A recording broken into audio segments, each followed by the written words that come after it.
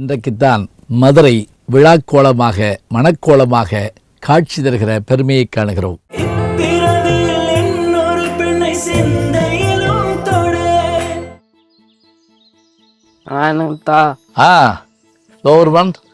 என்ன லீவ் விட்டாச்சா? அப்படியா? பரீட்சையெல்லாம் எப்படி எழுதிருக்கீங்க? பண்ணியிருக்கேன். சரி. நானும் என்னென்னமோ பண்ணலாம் நினைச்சேன். திருவிழான்னு சொல்லி கூட்டு வந்துட்டாங்க இங்க. அப்படியா? எல்லாம் இருக்கட்டும், ஒன்னே கேட்கறேன். என்னென்னமோ பண்ண ஜாலியா இருக்க, என்னென்னமோ இருக்கு. இங்க எதுக்கு நான் வரணும்? சித்திரை திருவிழா எந்த ஊர்ல நடக்குது? நம்ம மதுரையில. நம்ம மதுரையில. சபாஸ். இந்த திருவிழாங்கிறப்ப இது இங்கே தான் நடக்கும், மதுரையில் தான் நடக்கும். அதனால நீங்கள் இங்கே எங்கெங்கேயோ போகணும்னு வச்சுருந்துருப்பீங்க. கொடைக்கானல், ஏற்காடு, ஊட்டி எல்லாம் அந்த பிளான் இருந்திருக்கும். அதெல்லாம் எப்போ வேணாலும் போகலாம்.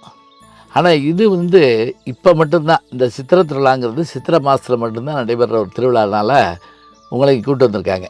இப்போ அதுபோல் இந்த சித்திரை திருவிழாங்கிறது என்ன அப்படின்னா, மதுரை எப்படி நகரம்னா விழாக்கள் நிறைந்த நகரம், ஃபெஸ்டிவல் சிட்டின்னு இதுக்கு பேர்.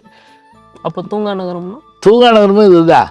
தூங்கா நகரம்னா என்ன அப்படின்னா, இரவுலையும் இந்த நகரங்கள் இயங்கிக்கிட்டு இருக்கும். இதுலேயுமே நீங்கள் சொன்ன மாதிரி 15 நாள் திருவிழான்னா 15 நாள் முக்கியமானது இல்லை, ஒரு 5 நாள் ரொம்ப முக்கியமானது. நான் சொல்கிறேனே, பட்டாபிஷேகம் முக்கியமான ஒன்று. பட்டாபிஷேகம் முடிஞ்ச உடனே நம்ம எல்லாத்தையும் ஜெயிக்கிறதுக்கு புறப்பட்டாங்க. அதுக்கு பேர் திக்கு விஜயம்னு பேர். திக்கு விஜயத்தில் சிவபெருமானும் சந்திச்சிடுறாங்க, திருக்கல்யாணம் நடக்கும். நம்ம வீட்டில் நடந்தால் கல்யாணம், சாமிக்கு நடந்தால் திருக்கல்யாணம். அப்புறம் அவங்க தேரில் சுற்றி வருவாங்க. இந்த தடவை நீ மட்டும் தான் திருவிழாக்கு வந்தியா? இல்ல இந்த நகுல், சம்பேதா, சாயத்ரி எல்லாம் வெளில வெயிட் பண்ணிருக்காங்க. வெயிட் பண்ணிட்டு இருக்காங்களா? கோயிலுக்கு போகலாம்ல, ரெடியா இருக்காங்கல்ல? ஒன்று செய், நானும் போய் வேஸ்ட்டை மாற்றி வந்துடுறேன், நீ பிள்ளைகளை கூட்டிட்டு இங்கே வந்துரு, நான் பெறப்படுவோம். அப்படியே சரியா? சரி, வா திருவிழாக்கு போமா. நாங்கள் இப்போ அழகரை பார்க்கறதுக்கு, மீனாட்சியை பார்க்கறதுக்கு கிளம்புறோம்.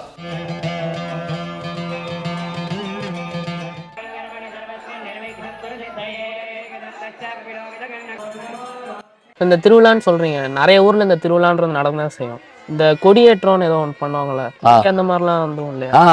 கொடியேற்றத்தோடு தான் தொடங்கும்.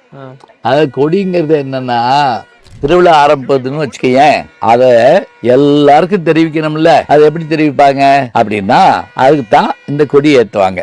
அதாவது கோயிலுக்குள்ள முன்னாடி இருக்கக்கூடிய அந்த கொடிமரம் நீ போய் பார்த்துருந்தேன்னா தெரியும். அப்படியே தங்கத்திலே அதுக்கு மேல இது பண்ணிருப்பாங்க, கவர் பண்ணிருப்பாங்க.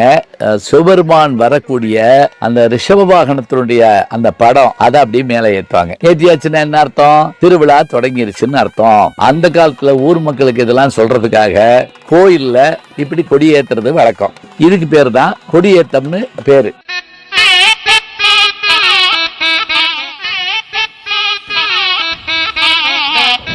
வணக்கம்.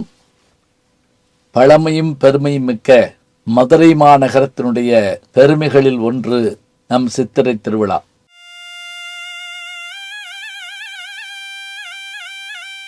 இந்த சித்திரை திருவிழா ஐம்பெரும் காப்பியங்களில் காணப்படுகின்ற, சிலப்பதிகாரத்திலும் மணிமேகலையிலும் கூறப்படுகின்ற இந்திர விழாவினுடைய அந்த தொடர்ச்சியோ என்ற ஒரு எண்ணமும் வரலாற்று அறிஞர்களுக்கு உண்டு.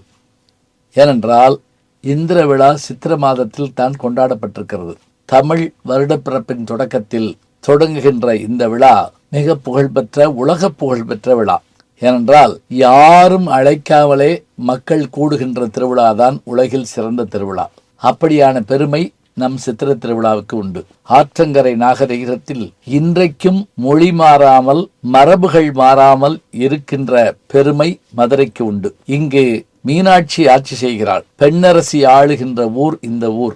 இந்த பெண்ணரசியோடு சேர்ந்து சொக்கநாதரும் ஆட்சி செய்கிறார். இந்த பெண்ணரசினுடைய பெருமையையும், அவள் பிறந்த வரலாற்றையும், அவள் எப்படி இளவரசியாகவும் பிறகு பட்டத்தரசியாகவும் மாறினால், அவளை மணந்த சொக்கநாதர் எப்படி அவளோடு இருந்து மதுரையை ஆட்சி செய்தார், பிறகு அவர்களுடைய அந்த வாழ்க்கையில் நடந்த நிகழ்வுகள் என்ன என்ற அத்தனையும் கூறுகின்ற திருநாள் தான் சித்திரை திருநாள். இது ஒரு காலத்தில் தை மாதத்தில் நடந்ததாகவும், தேர் இழுக்கின்ற அந்த திருவிழாவின் போது அதை இழுக்கின்ற வீரர்கள், மறவர்கள், உழவர்கள், வேளாண் பெருமக்கள், பொதுமக்கள் அத்தனை பேரும் விழாவுக்கு வருகை தராமல் இருக்க திருமலை மன்னர் யோசித்து காரணம் என்ன என்று மந்திரிமாரை கேட்க, மாடு கட்டி போரடித்தால் மாளாத சென்னல் என்று ஆணை கட்டி போரடிக்கும் அழகான தென்மதுரை ஆதலால் இந்த வேளாண்மை வேலைகள் முடியவில்லை, அவர்களெல்லாம் அங்கிருக்கிறார்கள் என்று சொன்னவுடன்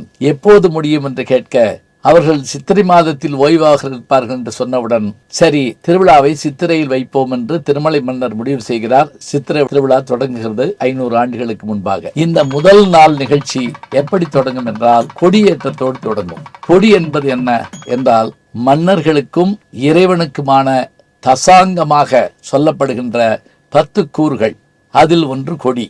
கொடி, குதிரை, யானை, அதே போல சின்னம் என்று அத்தனையும் கொண்டு தசாங்கம் என்று பெயரிட்டிருப்பார்கள். அதிலே ஒன்றுதான் இந்த கொடி. இந்த கொடி ரிஷப உருவத்தோடு காணப்படும். அதாவது எம்பெருமான் ரிஷப வாகன ரூபனாக வருவார். தோடுடைய செவியன் விடை ஏறி ஓர் தூவன் மதி சூடி என்கிறார் திருஞான சம்பந்தர். அதன்படி அந்த ரிஷப கொடியை ஏற்றுவார்கள். கொடியேறுவது எதற்காக என்றால் விழா தொடங்கிவிட்டது என்று பொருள். கிராமங்களிலே செவ்வாய் சாட்டுவாங்க, கொடியேறும், முரசறிவிப்பாங்க. இந்த கொடி எதுக்குன்னா இந்த கொடி மேலே போகிற போது பார்த்தவர்கள் விழா தொடங்கிவிட்டது என்று புரிந்து கொள்வார்கள். இன்னும் சொல்வதாக இருந்தால் கொடியேற்றம் தொடங்கிவிட்டால் பிறகு ஊரை விட்டு வெளியே செல்ல வேண்டாம், கொடித்தடை உண்டு என்றும் சொல்லுவார்கள்.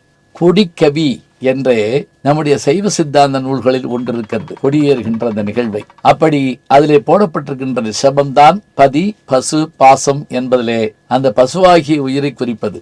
ஆன்மாவை கடையேற்றம் செய்வதற்காக எம்பெருமான் நமக்கு அந்த விடையின் ரூபத்தின் மூலமாக காட்சி தருகிறார். அந்த ரிஷப கொடி ஏறுகிறது. கொடியேறுகிற நிகழ்ச்சி நடைபெறும். பிறகு வீதி விழா தொடங்கும். அன்றைக்கு இரவு எம்பெருமான் எம்பெருமாட்டி 2 பேரும் பிரியாவிடையோடு கற்பக விருட்ச வாகனத்திலே வருவார்கள். கற்பக விருட்சம் என்பது என்ன என்றால் கேட்டதை தருகின்ற அட்சய பாத்திரம், கற்பக விருட்சம், காமதேனு என்று பல உண்டு. அவற்றிலே கற்பக விருட்சமாக அந்த வடிவம் காட்சி தரும். அதிலே அவர்கள் உலா வருவார்கள். அதே போல மீனாட்சி அம்மையும் சிம்ம வாகனத்தில் உலா வருவார். இவ்வாறாக காலையிலே கொடியேற்றமும் இரவு வீதி உலா வருகின்ற நிகழ்வும் நிகழ இருக்கிறது. இந்த நிகழ்வோடு விழா தொடங்குகிறது. இப்படி சித்திரை திருவிழா கொடியேற்றம் என்று தொடங்குகின்ற விழா தேரோடு முடிவடையும். இது வைகையின் தெற்கு கரையிலே நடக்கின்ற விழா. இதோ விழா தொடங்கிவிட்டது. அத்தனை பேரும் திருவிழாவை காணவும் எம்பெருமானின் அருளை பெறவும் தயாராகுங்கள். சித்திரை திருவிழாவை தொடர்ந்து நாம் வர்ணிப்போம். நல்ல செய்திகளை நாளும் சந்திப்போம். நாளை சந்திப்போம்.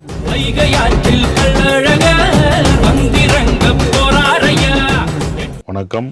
ஜி ஞானசம்பந்தன் யூடியூப் சேனல் பாருங்க. உங்களை தேடியே உங்க வீட்டுக்கு வருது. கேட்காம ஒரு விஷயம் உங்களை தேடி வருது பாருங்க, அதை பிடிச்சி வச்சுக்கோங்க. நம்முடைய ஜி ஞானசம்பந்தன் யூடியூப் சேனலை தொடர்ந்து எக்ஸலம், இன்ஸ்டாகிராம், ஃபேஸ்புக், வாட்ஸ்அப் என்று அனைத்து தளங்களிலும் நாம் இயங்கிக் கொண்டிருக்கின்றோம். நீங்களும் எங்களோடு வாருங்கள்.